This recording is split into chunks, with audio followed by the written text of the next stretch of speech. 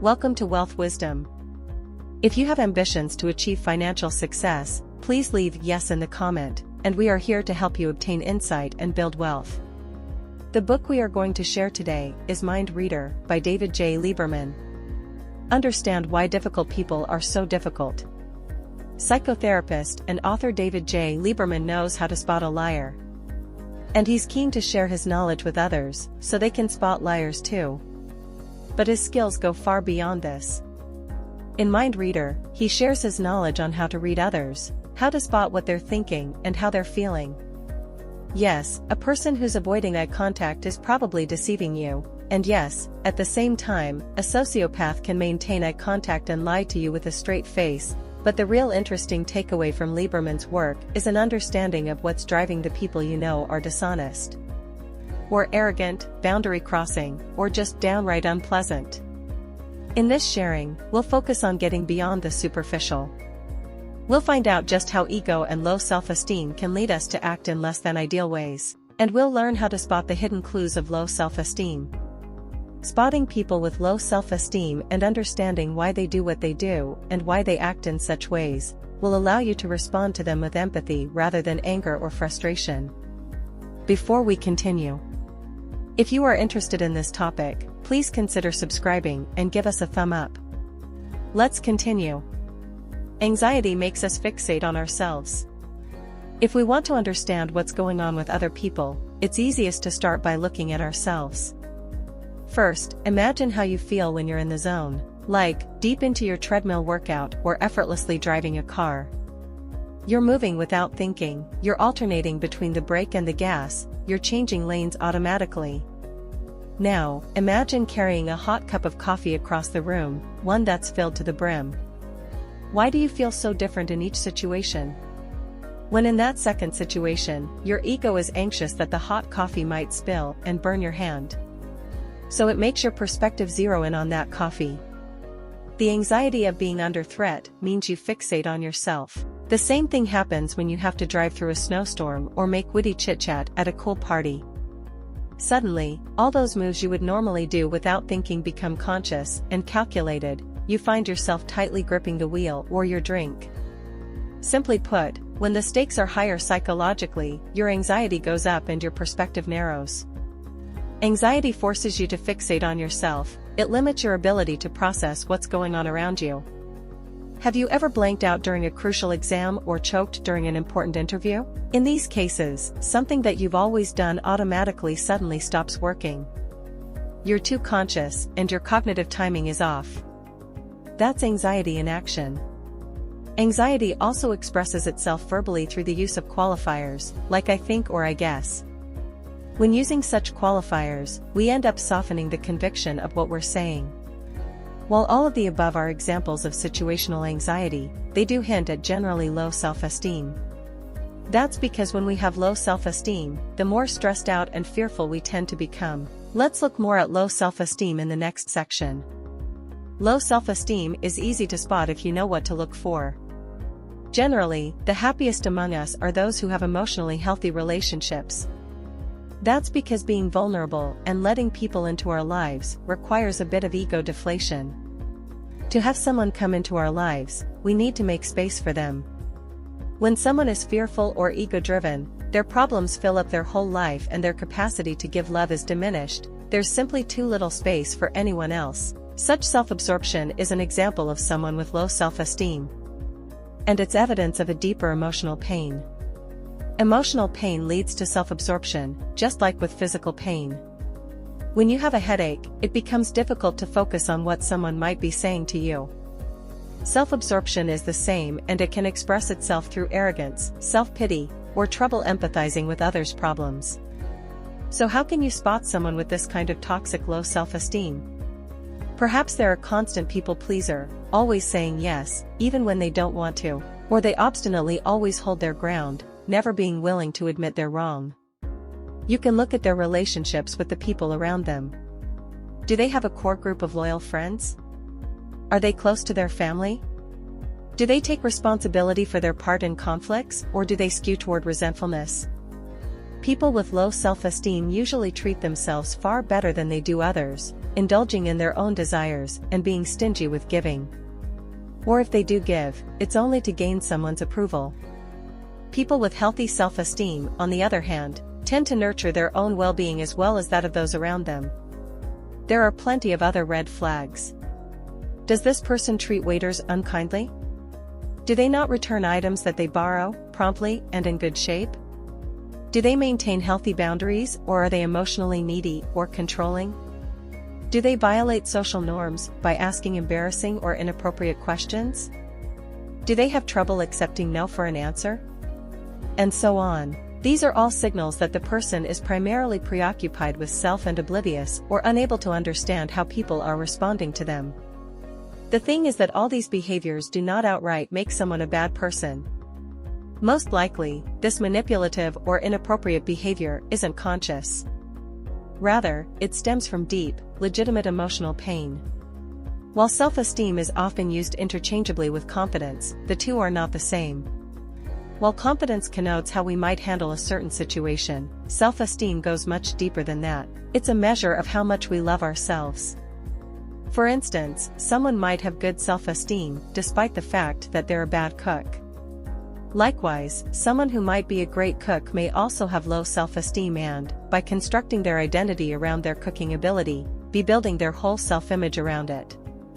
However, this does not lead to peace of mind since it perpetually requires that they compare themselves to others just to feel any sense of self-worth. In the next section, we'll look at emotional resilience. Emotional resilience is the backbone of a healthy outlook. Emotional resilience is the ability to deal with stress and adversity while maintaining a healthy mental attitude.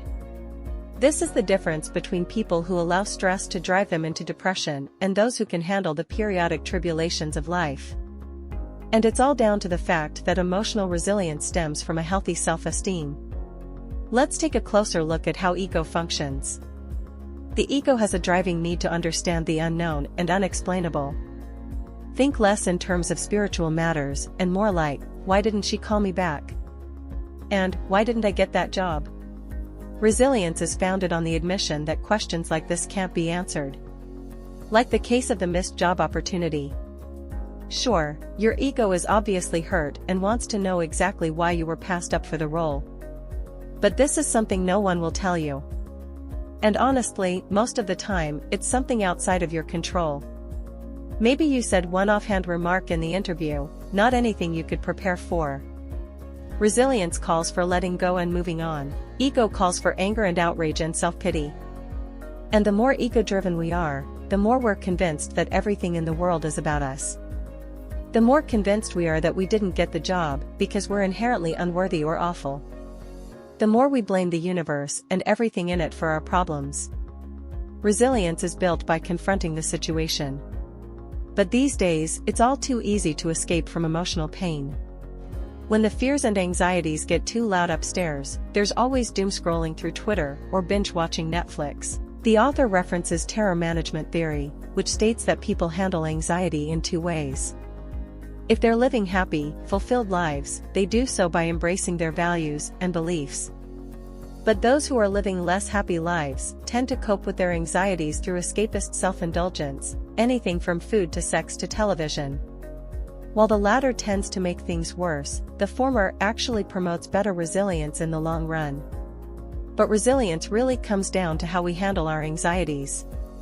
Whether on a date or a job interview, do we accept and respond, react and freak out, or just hide? Predictably, people with high anxiety tend to flee and, over time, serve to reinforce their fears and their low self-esteem in the process. So when trying to measure someone's well-being, consider whether they're balanced and moderate. Or in other words, are they chill? Outsize ego is a marker of fear. But why does the ego do what it does? People with low self-esteem tend to take their frustrations out on the world around them. Whereas a healthy person is able to be authentic and non-judgmental, the unhealthy person is fixated on themselves. And when you see someone focused so much on themselves, it tells you a lot about who they truly are. Think about anger, for example. It's just an ego-driven response to fear. Anger grants us an illusion of control, it drives our attention outward, away from our fear. But angry people tend to see themselves as victims of life, of situations, of forces beyond their control. They blame the universe and ask, "How could you do this to me?" Of course, anger doesn't really get great results, it mostly leads to discombobulation. Just think of how you're always more apt to stub your toe when you're angry. Whenever we feel emotionally threatened, the ego activates its defense mechanisms, such as anger. Our ego does this because, well, who wants to admit their own shortcomings? Who wants to admit that they're self-serving or slothful or a failure? To avoid this, the ego blames the world around us or works to help us justify our actions. Smoking is an example of this. While every smoker knows that cigarettes are bad for their health, their ego kicks in to help them practice avoidance, denial, or justification. I could die tomorrow, or I don't want to quit because then I'd gain weight. And low self-esteem is actually why it's hard for some people to apologize or forgive. Whether they were wrong or had wrong done to them, they find themselves feeling vulnerable, and to feel stronger, more secure, their ego digs in and prevents them from letting go. In turn, signs of a well-adjusted person are their ability to forgive or apologize quickly. Those who can move on tend to have greater emotional strength. Getting caught up in someone's contamination narrative. So what are some telltale signs that someone might be troubled? First, consider whether the person you're dealing with tends to react to life calmly. Or do they blow things out of proportion, getting upset over trivial things? For people with poor emotional health, who lack perspective because they're always focusing on themselves, everything's a big problem. While having a balanced perspective allows us to see things in their right size, people without a healthy perspective are unable to do the same. So what is a healthy perspective? That depends on whether we give our experiences a contamination narrative or a redemption narrative. Those who defer to the contamination narrative see perpetual catastrophe everywhere. One thing goes wrong and then everything's ruined. Like a little rain at a picnic, the contamination narrative casts everything in a negative light. The redemption narrative, on the other hand, looks for the silver lining in everything, even when the situation is terrible. And people who can see things through this lens can reframe even traumatic events to find hope in them. For instance, recognizing that their relative passed away with no pain. Predictably, the redemption narrative corresponds with greater well-being. A person's speech tends to give away which narrative they're using. Just check the ratio of positive to negative statements. Think of the person who walks into a room and instantly finds something not to their liking. This person's world is negative, and we can presume that their life lacks joy. Likewise, speech also gives away a person's anxiety level. For instance, the frequency with which a person uses dogmatic expressions, everybody, always, totally, etc. Fear and anxiety cause people to want surety, and this leads them to see things in black and white absolutes.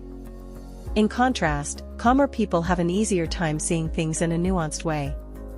To spot an absolutist, keep an ear out for abrasive language. They use expletives to intensify their statements, and they tend to exaggerate. The car isn't just in need of repair, it's totaled, for example. They also tend to pronounce universal judgments, projecting their opinion onto reality. Take the example, everyone likes the beach. These statements also tend to escalate beyond mere judgment. For instance, anyone who doesn't like the beach is so crazy, they should be locked up. Spot these clues in someone's language and you'll have a good chance of understanding their levels of self-esteem and their happiness. That's the end of today's sharing. If you like our content, please give us a thumb up and share it with your friends. See you next time.